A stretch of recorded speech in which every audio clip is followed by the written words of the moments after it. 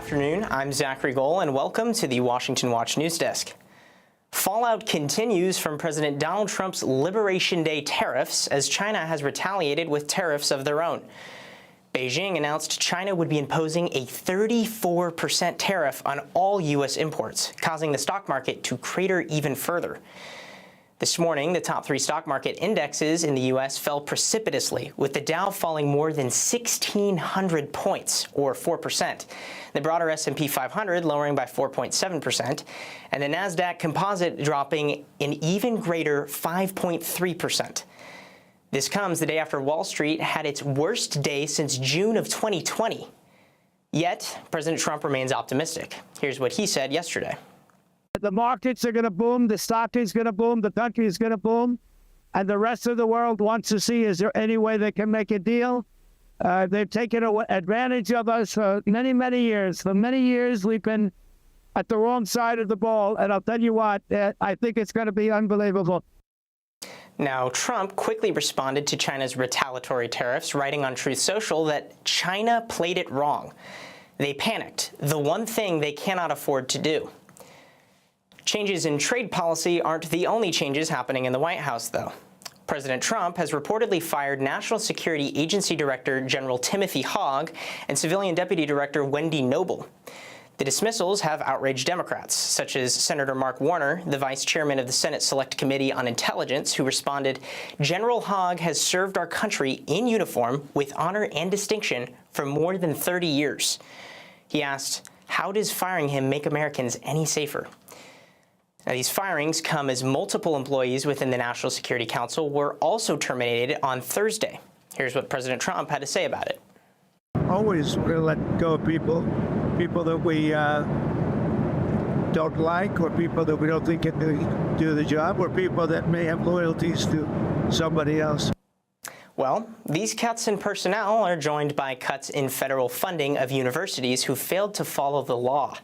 The Trump administration just announced it's halting over $500 million in taxpayer money to Brown University over its failure to address anti-Semitism on campus.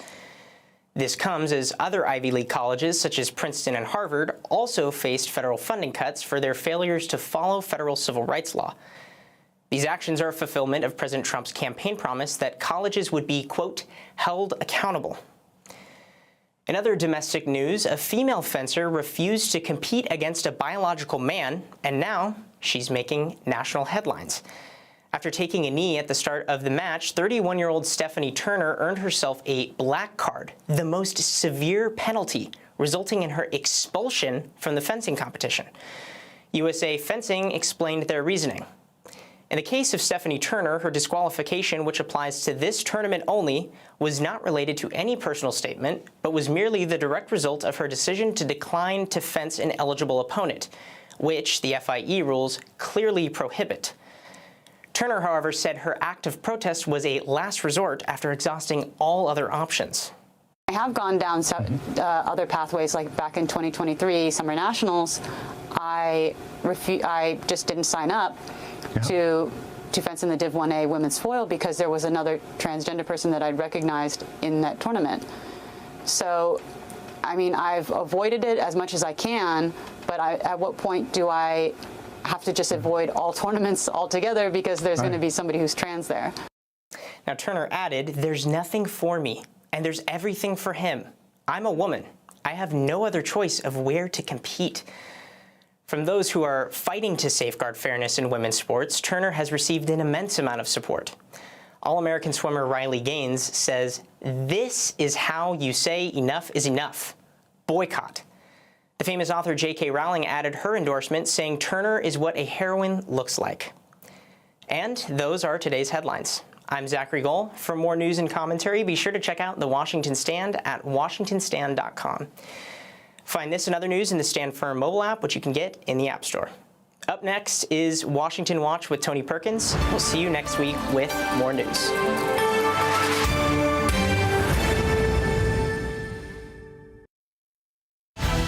From the heart of our nation's capital in Washington, D.C., bringing compelling interviews, insightful analysis, taking you beyond the headlines and sound bites into conversations with our nation's leaders and newsmakers, all from a biblical worldview. Sitting in for Tony is today's host, Jody Heiss.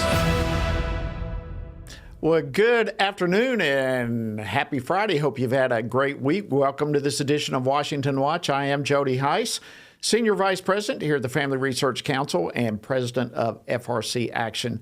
An honor to have you joining us. All right, we've got a lot coming your way. We'll begin with some of the highlights, and it's all about tariffs, tariffs, tariffs. That's been the buzzword this week for sure. And all of that in the midst of while the legacy media would like for you to believe that the sky is falling. Well, the Trump administration maintains that the president's reciprocal tariffs plan move America out of a bad situation. I don't think it's fair to say economies are crashing. Markets are crashing because markets are based on the stock value of companies who today are embedded in modes of production that are bad for the United States. We have to be a country that thinks we're the largest consumer market in the world, and yet the only thing we export is services. And we need to stop that. We need to get back to a time where we're a country that can make things, and to do that we have to reset the global order of trade. That was U.S. Secretary of State Marco Rubio earlier today following a NATO foreign ministers meeting in Brussels. And I'll be discussing this later when I'm joined in just a moment by Texas Congressman Randy Weber. He's a member of the House Committee on Energy and Commerce. Meanwhile, the Trump administration continues to take on the governor of Maine and her administration. They are refusing to comply with Title IX protections of female student athletes. Right now, we are in a hostage situation. The governor and her administration is holding Maine schools and Maine education under hostage. And this standoff is not going to end well for the state of Maine and its education funding.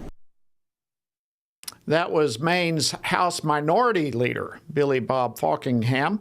He was speaking at a press conference earlier this week, and he is also urging his governor, Janet Mills, to stop her misguided battle against the federal government.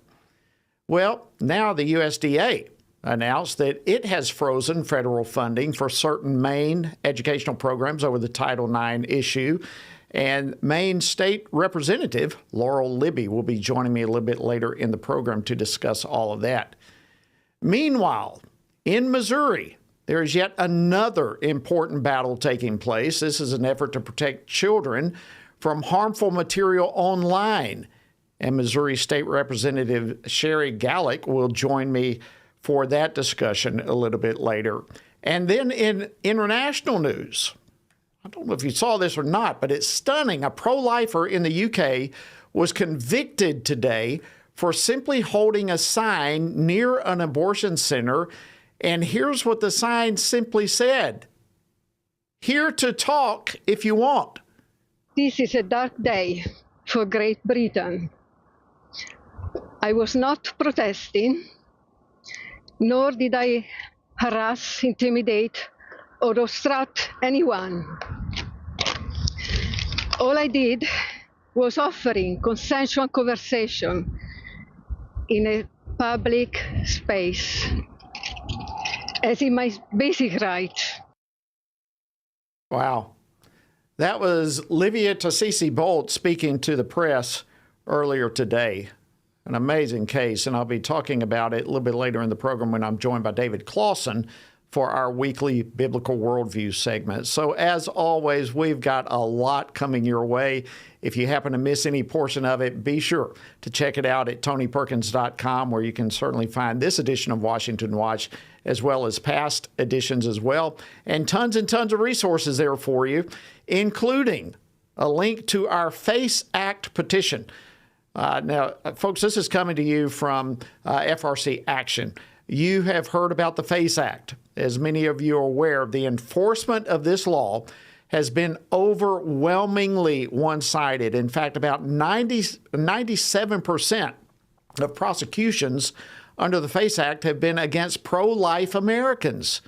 So we are encouraging you to sign our petition. It will be going to congressional leadership, and you can simply text the word FACE FACE to 67742. All right, now let's jump into our first item for today, and that is all around tariffs. President Trump is staying on the course of his reciprocal tariff plan, despite the fact that the stocks have dropped sharply for a second day in a row, and retaliation is now coming from China. Earlier today, Secretary of State Marco Rubio defended the president's plan. He noted that it was the right thing to do given how the current status of global trade puts America at a disadvantage. He expressed confidence that the markets are going to adjust after all the dust settles. And so we're going to watch and see about that. So as we enter into all this, are we watching birth pains or is there a deeper problem? Well, here to discuss all of this with me now is Congressman Randy Weber. He serves on the House Committee on Energy and Commerce as well as the Committee on Science, Space, and Technology. He represents the 14th Congressional District of Texas. Congressman Weber, always great to see you, my friend. Welcome back to Washington Watch. Thank you, Jody. Good to be here. Let me break in real quick and tell you this is a great day for the Weber family. Our second great-granddaughter was born about an hour ago. Wow. Congratulations, great-grandpa Randy Weber. Yes, sir. What do the grandkids call you? Well, they call me Grandpa, but I always thought I was a great-grandpa.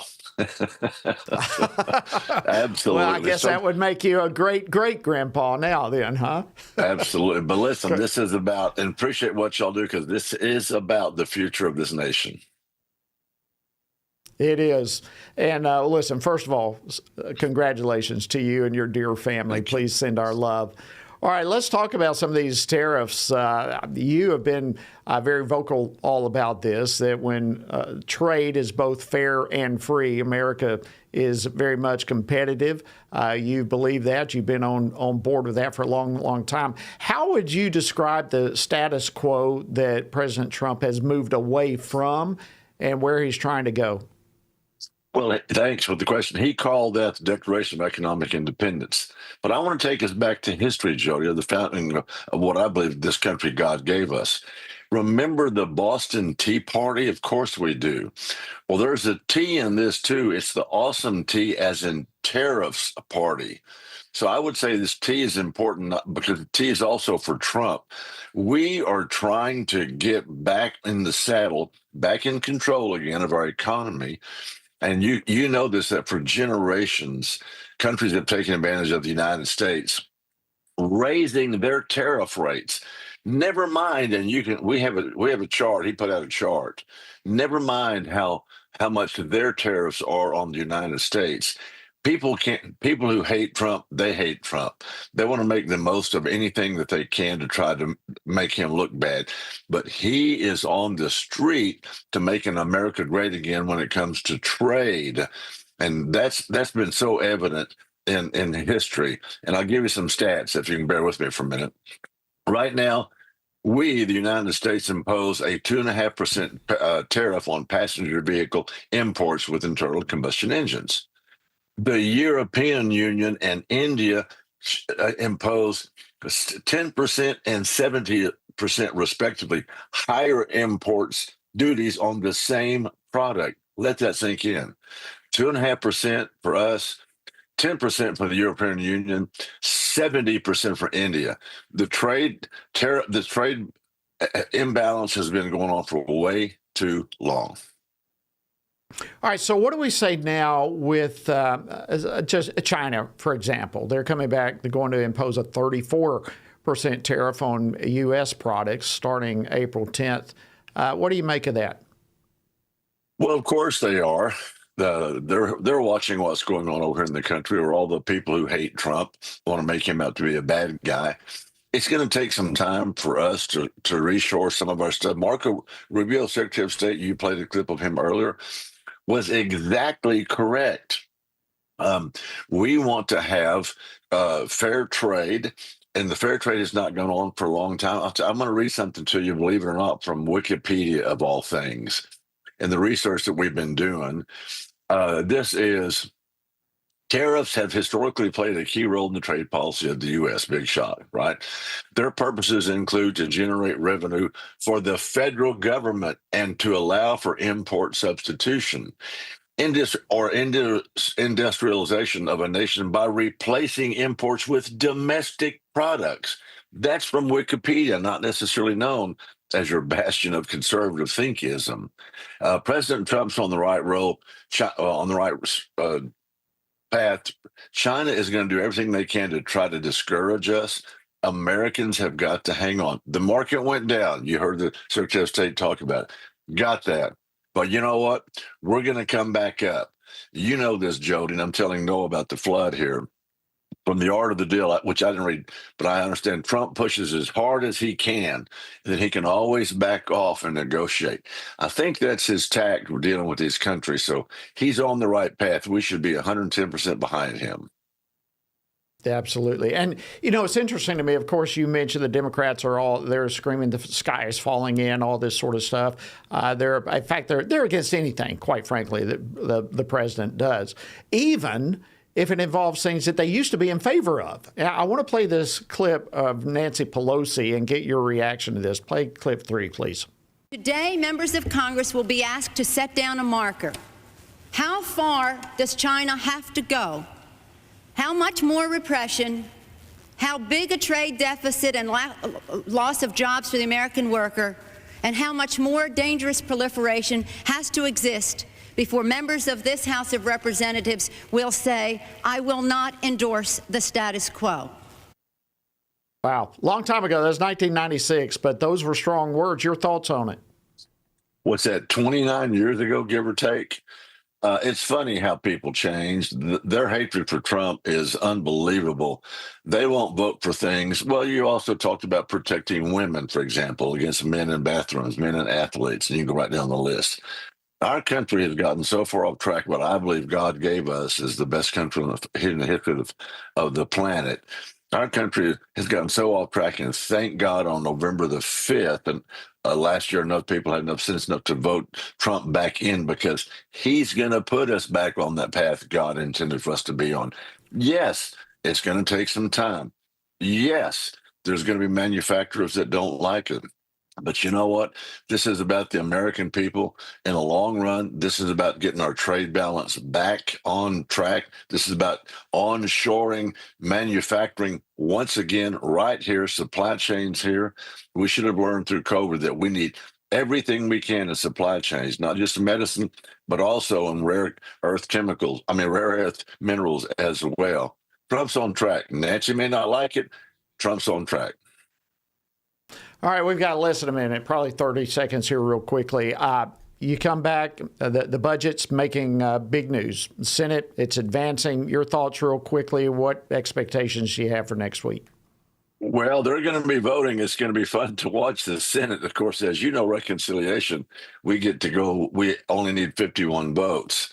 So we'll see. I think we're going to see some tacking to I would say to the left or the right, but hopefully to the right, where the House will come back and put together things. Energy and Commerce Committee that I'm on has been tasked with $880 billion worth of cost savings if we can find them. So we're working on it. We'll see what the Senate comes up with it.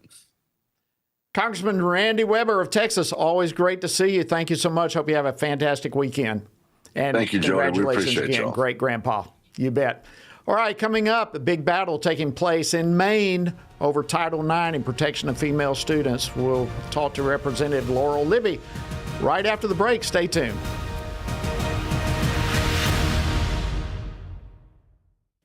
At Family Research Council, we believe religious freedom is a fundamental human right that all governments must protect. That's why FRC President Tony Perkins went to Capitol Hill to testify on behalf of persecuted Christians in Nigeria. Islamist terror groups target Christians and other religious minorities in Nigeria with brutal violence. Representative Chris Smith, who chaired the hearing, said 55,000 people have been killed and 21,000 abducted in the last 5 years alone. The congressman also stressed that 89% of Christians in the world who are martyred are from Nigeria. Yet the government of Nigeria has failed to make progress against religiously motivated persecution of Christians, despite religious freedom being enshrined as an essential human right in their constitution. Tony Perkins called for the United States to send an unmistakable message. This is systematic religious violence. Nigeria must be redesignated a country of particular concern. Biden administration's removal of this designation was a reckless mistake that emboldened the very terrorists who are slaughtering Christians. Redesignating Nigeria will enable the U.S. government to pressure Nigerian leaders to protect vulnerable Christians. These are not just numbers. These are fathers, their mothers, their children, their families. Bishop Wilfred Anagabe risked his life to speak out, sharing firsthand accounts of the danger faced in his church district in central Nigeria. We live in fear because at any point it can be our turn to be killed, but to remain silent is to die twice. So, I have chosen to speak. FRC is calling on President Trump to act now to promote religious freedom around the globe and speak up on behalf of Christians in Nigeria. Looking for a trusted source of news that shares your Christian values? Turn to the Washington Stand, your ultimate destination for informed, faith-centered reporting. Our dedicated team goes beyond the headlines, delivering stories that matter most to believers. From breaking events to cultural insights, we provide clear, compassionate coverage through a biblical lens.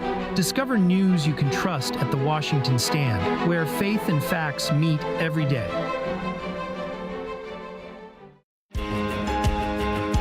Download the new Stand Firm app for Apple and Android phones today and join a wonderful community of fellow believers. We've created a special place for you to access news from a biblical perspective, read and listen to daily devotionals, pray for current events, and more. Share the Stand Firm app with your friends, family, and church members, and stand firm everywhere you go.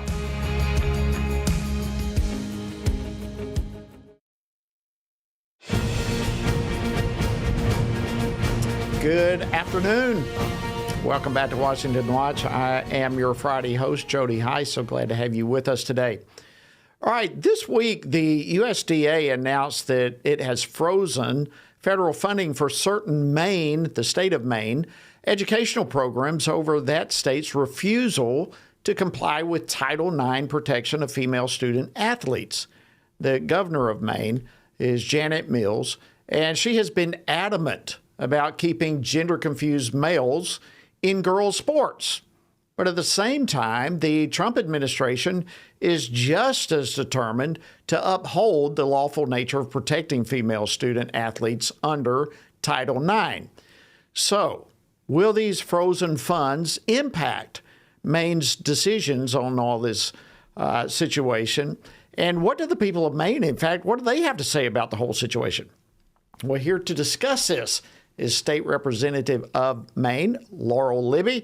In fact, she's got her own battle taking place over the transgender athlete issue herself. Representative Libby, welcome back to Washington Watch. Always great to have you.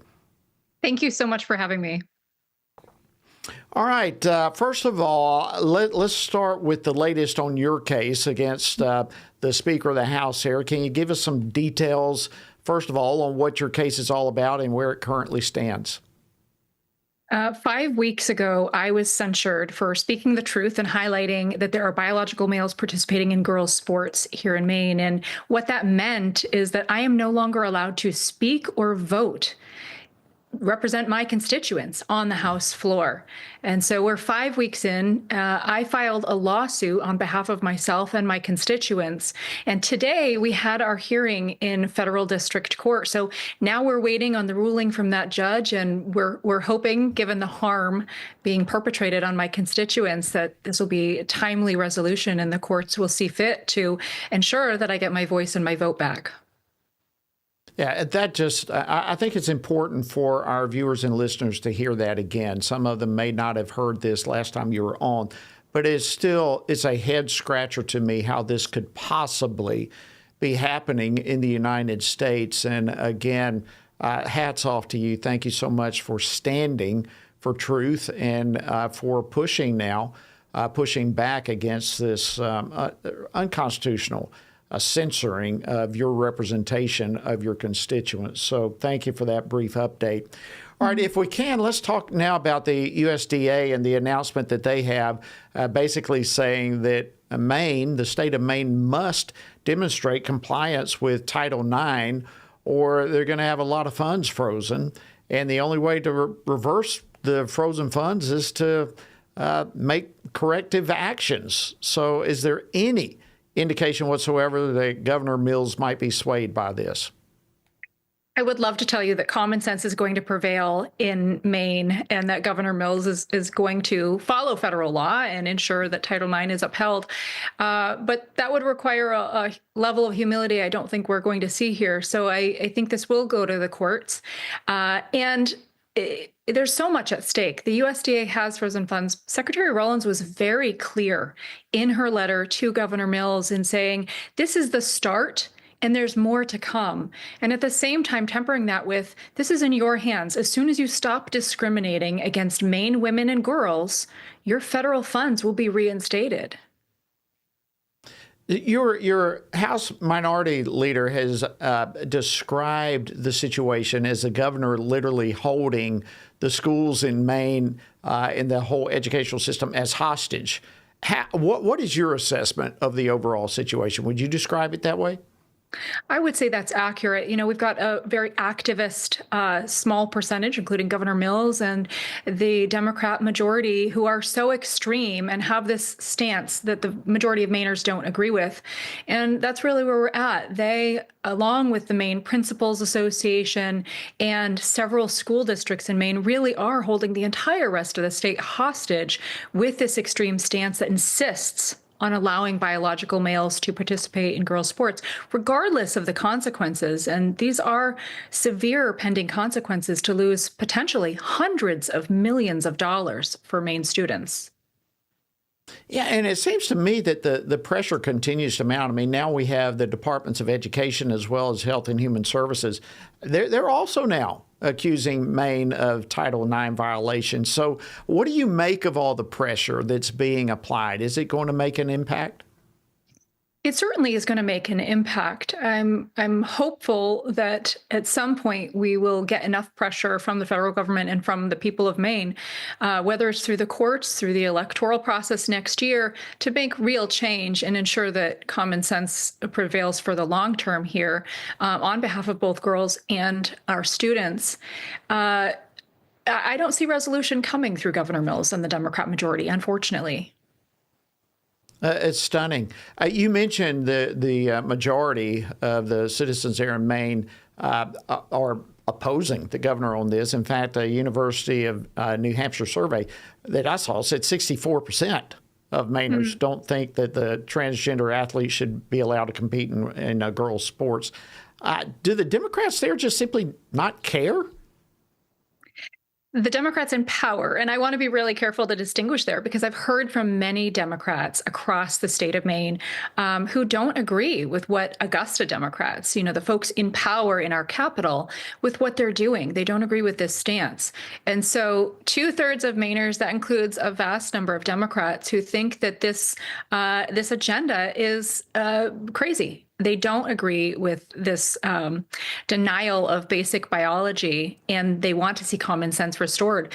And the folks in Augusta simply are not listening to the 2/3 of Mainers that agree. Well, and good point making that distinction between the two. It's fair for you to make that distinction. We've got just less than a minute, but Republicans there are trying to remove gender identity as a protected class. Do you think that'll be successful? You know, I'm a little bit of a pessimist on this one. I don't think it's political reality that we will see that pass. It should. Maine people would like to see that removed, and that's the mechanism that we would need to see pass in order to change this policy at the state level. I still think resolution is going to have to come through the courts at the federal level. And unfortunately, Mainers are probably going to feel some pain before we can change who is in the majority in Augusta and resolve this issue for the long term. Well, pain is sometimes necessary to get to the right conclusion. Thank you so much, Maine State Representative Laurel Libby. You're a hero. We are grateful for you taking a stand. Thank you for joining us on Washington Watch. Thank you so much for having me. All right, friends, coming up next, we will go to the state of Missouri. State Representative Sherry Gallick will be joining me regarding her bill that protects children from online sexual content. Those details coming your way right after the break. Everything we do begins as an idea. Before there can be acts of courage, there must be the belief that some things are worth sacrificing for. Before there can be marriage, there is the idea that man should not be alone. Before there was freedom, there was the idea that individuals are created equal. It's true that all ideas have consequences, but we're less aware that all consequences are the fruit of ideas. Before there was murder, there was hate. Before there was a Holocaust, there was the belief by some people that other people are undesirable. Our beliefs determine our behavior, and our beliefs about life's biggest questions determine our worldview. Where did I come from? Who decides what is right and wrong? What happens when I die? Our answers to these questions explain why people see the world so differently. Debates about abortion are really disagreements about where life gets its value. Debates over sexuality and gender and marriage are really disagreements about whether the rules are made by us or for us. What we think of as political debates are often much more than that. They're disagreements about the purpose of our lives and the source of truth. As Christians, our goal must be to think biblically about everything. Our goal is to help you see beyond red and blue, left and right, to see the battle of ideas at the root of it all. Our goal is to equip Christians with a biblical worldview and help them advance and defend the faith in their families, communities, and the public square. Cultural renewal doesn't begin with campaigns and elections. It begins with individuals turning from lies to truth. But that won't happen if people can't recognize a lie and don't believe truth exists. We want to help you see the spiritual war behind the political war, the truth claims behind the press release, and the forest from the trees.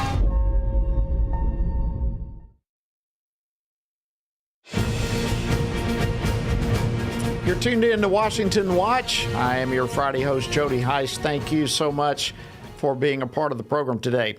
All right. Protecting our kids in this digital age is absolutely growing more and more difficult as the access to all the harmful material online becomes more and more easily and readily available. And while there are certain steps that parents can take, absolutely, there are also some protections that lawmakers can put in place to shield the eyes and the minds of our most vulnerable citizens, which would be our children. In fact, there's about 20 states now that have stepped up and have enacted age verification laws that pornography companies must abide by. And now the state of Missouri is looking to join that list. And here now to share more about it is Missouri State Representative Sherry Gallick, who's the sponsor of what she hopes will be Missouri's age verification mandate, which is House Bill 236. House Bill 236. She represents the 62nd District in the Missouri State House. Representative, welcome to Washington Watch. It's an honor to have you. Well, thank you. I'm happy to be here. All right, well, let's start with how did this get started for you? What inspired you to draft this piece of legislation? Well, a couple of reasons. First, I am very active with child advocacy organizations, a group called CASA, the Court-Appointed Specialist. One of the cases that I was given opportunity to help, I honestly didn't take it because it was out of the area that I serve, but it did involve this, and it was very alarming. So, and also, Congresswoman Vicky Hartzler also is very passionate about this, and she brought some things to my attention, and I decided to start investigating. Well, it was an honor for me personally to serve with Vicky Hartzler. We are very close in the Congress together, and so thrilled to know that she's continuing to keep the torch ablaze. So if we can, let's talk about House Bill 236. Give us an overview of it. If this were to pass, what would it do?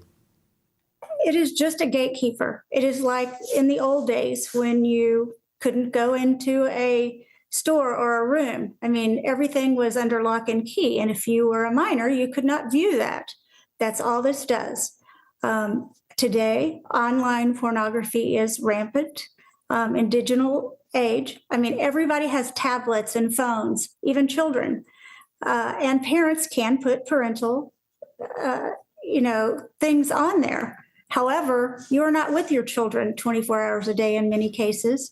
I did have one gentleman that came up to me and told me that he had an addiction when he was younger, and it wasn't from his parents. His parents had parental restrictions on the items and the content in their home. But he went to his friend's home, and that's where he discovered it. So to me, this is a huge issue. I just believe that as adults, the most important thing anyone will ever do is to raise a child. And there is significant research that says how harmful this is. And I believe we have a moral obligation to protect minors. I couldn't agree with you more. So what would happen if a child tries to lie about their age? How does this work? Well, right now, a child can lie. All they have to do in Missouri is say, yes, I'm 18, click a button. Age verification, one of the reasons in the bill, I put a reasonable commercial entity that does age verification because technology is changing so fast. You can simply do a digital ID. Right now, there are age verification providers that will use a telephone number just for the mere purpose because they can look at the financial transactions on a phone. Even if you have a family plan, they said that they can actually tell who is the adult and who isn't. But there's other processes and algorithms, face recognition, but technology is advancing, faster than I can keep up with. So there are a variety of ways to do it. And again, all you would be is a gatekeeper. It also says in my bill that you cannot, it says, shall not retain any identifying information, whether you are given access or denied. So you cannot retain the information. And if you think about it, the age verification provider, that is their business. If anyone is going to be very driven to make sure that they have no fraud or no data breach, it would be somebody that has a company in age verification. Good point. Okay, so Washington Watch has, we're aired at over 50 different radio stations in Missouri, a pretty large footprint. So what can our audience there in Missouri do to try to help HB 236 pass? Well, HB 236 was heard on the floor. It hasn't been third read and passed. That's the next step. So if you are very passionate about this, as I am, please call your state representatives and your state senators. It is still on the formal calendar, so it is not dead. There is still a path to get this passed. I had it last year. If for some reason it doesn't pass this year, I will have it again next year. I believe that this is an extremely important issue. And again, we are the gatekeepers and we are the people that are raising the children that will be leaders tomorrow. And I want to make sure that, we protect minors. Thank you so much, Missouri State Representative Sherry Gallick. Thank you for introducing this bill, and thank you for coming on Washington Watch. We'll be keeping a pulse on it.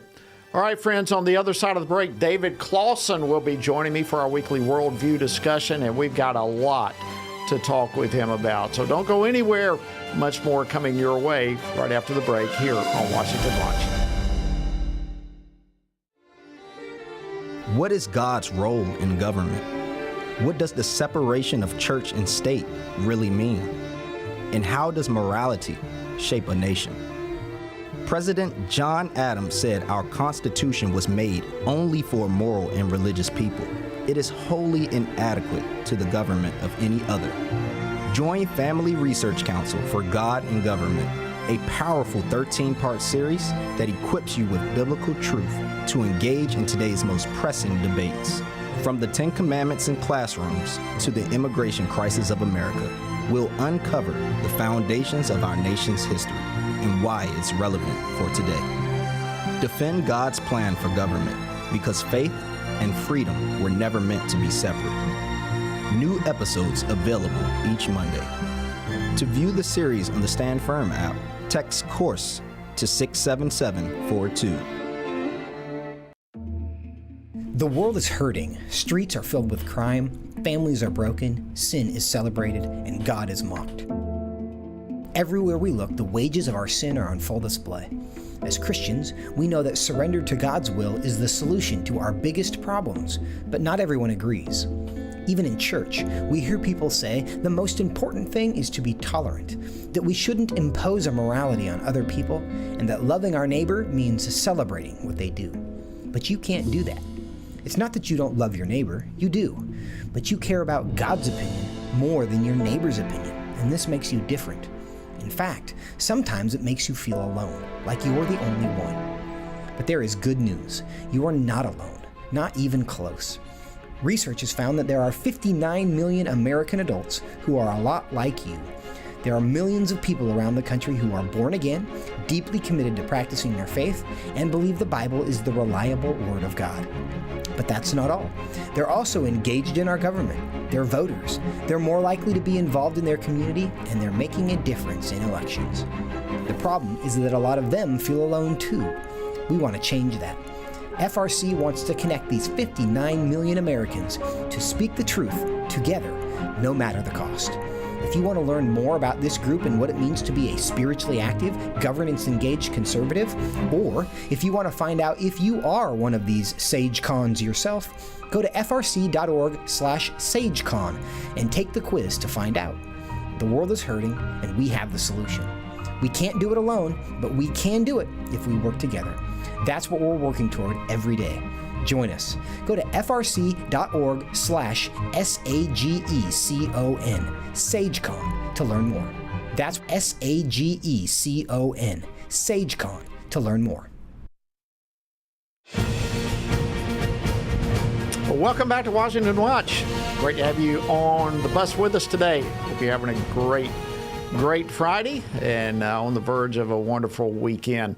All right, before I dive into this final segment, I want to yet again encourage you to sign FRC Action's petition, which is specifically calling on Congress to repeal the FACE Act. Now, again, as we've talked about, this is a law that has been overwhelmingly used against pro-lifers. In fact, 97% of the time there's been prosecutions has been against pro-lifers, and we're trying to encourage Congress to repeal it, get rid of it, and your voice can make a difference. I encourage you to text the word FACE to 67742. Okay, after the past few weeks, I've highlighted a new book that my next guest has spent more than 2 years in writing. And earlier this week, the book was officially released. It's entitled Life After Roe, Equipping Christians in the Fight for Life Today. And as I've mentioned before, this is an outstanding book. It looks at abortion and the whole life issue from the perspective of a biblical, a historical, as well as a political perspective. And the author, FRC's very own David Clausen, he was on the program, in fact, earlier this week with Tony. But I want to go into a little bit deeper dive on the message of the book and also discuss some breaking news that just happened this morning that regards the life issue. So joining me now, David Clausen, the director of FRC's Center for Biblical Worldview and the author of Life After Roe, Equipping Christians in the Fight for Life Today. David, welcome back to Washington Watch and congratulations. Well, thank you, Jody. It's great to be on the program with you again. Well, listen, as a published author myself, I know how terribly exciting it is when the book is finally released to the world. And I want to get into that more specifically. But before we do, just today, we had some breaking news on the life issue coming out of the United Kingdom, where a woman was arrested for holding a sign that just simply said, if you want to talk, I'm here. What do you think about this case? Yeah, Jody, this should be setting alarm bells all over England, but in the United States as well. So just very briefly, kind of the background of this case, it goes back to spring of 2023, and you have Dr. Livia Tasiki-Bolt, and she was outside an abortion clinic holding up a sign that said simply, "Here to talk if you want." Now, Jody, that seems pretty innocent, pretty benign. That doesn't sound very threatening.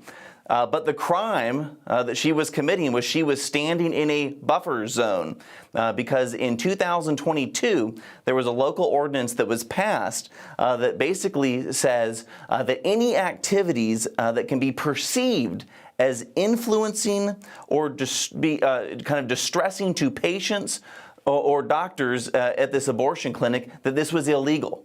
And so again, the sign made no explicit reference to abortion.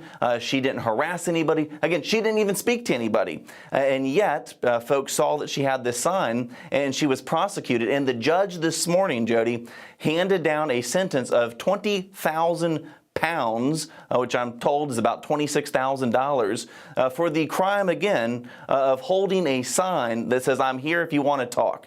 Now, Jody, again, this was a local ordinance that she was prosecuted on, but what's even more concerning is that in 2023, they passed a national law in the United Kingdom called the Public Order Act of 2023, and in Section 9 of that law, it creates what's known as these safe access zones, which are these buffer zones. So across the United Kingdom, England, Wales, it is illegal to be within 150 meters of an abortion clinic. By the way, if you're not up on your metric system, that's 160 yards, a football field and a half, that you can't be outside an abortion clinic and even silently pray in some instances.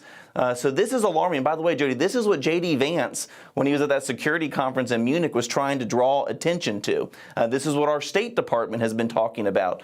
So these are grave concerns for religious freedom, for free speech, and it shows that pro-lifers abroad really are facing a lot of government hostility. They absolutely are, but the reality is this is not just individuals abroad. I mean, we've got challenges right here in our own country. In fact, your book, you have an entire chapter dealing with some of the ongoing challenges that we're facing right here in our own country when it comes to the life issue and standing for the unborn. And so, yeah, it's chilling what just happened in the UK, but we've got issues of our own right here. Kind of highlight us some of those for us. What are some of the big challenges that we're facing here in America? Yeah, let me give you just briefly a couple, Jody, that I do talk about in the book. You have these, since Roe was overturned on June 24, 2022, 17 states have had kind of referendum, 17, and out of those 17, 14 of them have gone the pro-abortion direction. And the way these state referendums are, out-of-state millions can kind of fund the pro-abortion side, spread lies, misinformation. That's a huge threat. Another threat would be chemical abortion. I think I've been having conversations since my book came out, and if a lot of folks like me who grew up in the 90s, we remember going on Saturday morning to kind of pray outside an abortion clinic. And I think maybe for some people my age and older, we still think that image comes to mind. But over 60% of abortions don't take place at abortion clinics anymore. It's through chemical abortion, the 2-pill regimen of mifepristone and misoprostol that was approved in 2000 by the Clinton administration. And then, of course, the Obama and then Biden administration walked back some of those requirements, some of those safeguards, so to speak. So those are massive problems. One other intellectual critique that I talk about in the book, Jody, is, again, when I was growing up, a lot of people said, well, on the pro-abortion side, well, it's just a clump of cells. It's just a clump of cells. Increasingly, no one makes that argument anymore. Why is that? Well, because my generation grew up with ultrasounds. We grew up with the ultrasound image on the refrigerator, and we knew that's my little brother, my little sister, my cousin. And so again, I unpack this in the book, but I think what I'm telling Christians who are engaging this issue, you need to be aware of kind of the intellectual pro-abortion argument that's being used, which is personhood theory. Personhood theory basically posits this idea that there's a distinction between being biologically human and being a person that has moral standing and therefore has legal rights. Again, get into this a lot in the book. But again, as Christians, we can't buy that personhood theory, that personhood is something that we achieve at some point in the developmental process. As Christians, we believe all people are made in God's image, and that happens at the moment of conception, that you have value and dignity and worth. And so, again, this idea that there's a distinction between being biologically human and being a person with moral worth and dignity, that's kind of, I know I'm going through it quickly, that's kind of the intellectual argument that undergirds much of the pro-abortion argument. We need to be aware of that, and as Christians realize there's no room in a biblical worldview for that idea. Wow, great information there. I'm glad you brought up the ultrasound because that's obviously what I grew up with as well. How, these things are so precise anymore. How in the world, David, can people having seen an ultrasound, having utilized that technology, how can they then advocate for the killing of an unborn baby and can keep a straight face about it? I mean, this is a baby. Yeah, I think Scripture gives us categories for this. Scripture uses the language of being hardened, and unfortunately, if Jody, you've been a pastor and a congressman. You've been involved in this battle for a long time.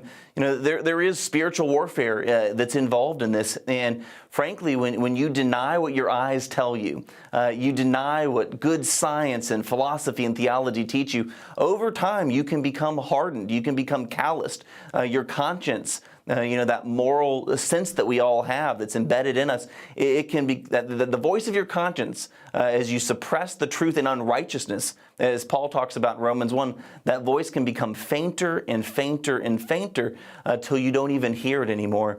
And so again, as Christians, we want a rightly calibrated conscience, and we want to see that for our friends on the other side of this issue as well. Because if you have a rightly calibrated conscience, you'll see through the means of common grace and science that the unborn is made in God's image and has value and dignity, and it just, it doesn't matter what point on the developmental stage you're in, you're human, and therefore you have value and dignity. Well said. I think we've gone far beyond the science. This is just a political battle, really, and that's unfortunate that science has been pushed aside because you can't continue denying that what's in the womb is a baby. But let me go back to this, David. I know you've had probably tons of opportunities to talk about your book with multiple media outlets, but I think our audience might be particularly interested in church history. And last year, MSNBC host Joe Scarborough literally made the statement that the church has been pro-choice from the time of the apostles all the way till the Beatles broke up. And, most of us hear that kind of statement, and we say, that's just, that is totally false in every way. But you prove in your book that the church has indeed been pro-life from the beginning. So what did you uncover in your research? Yeah, I have the book right here, Jody, and it's chapter 3 of the book. And again, this is hundreds of hours I spent at the Library of Congress here in D.C. doing the research.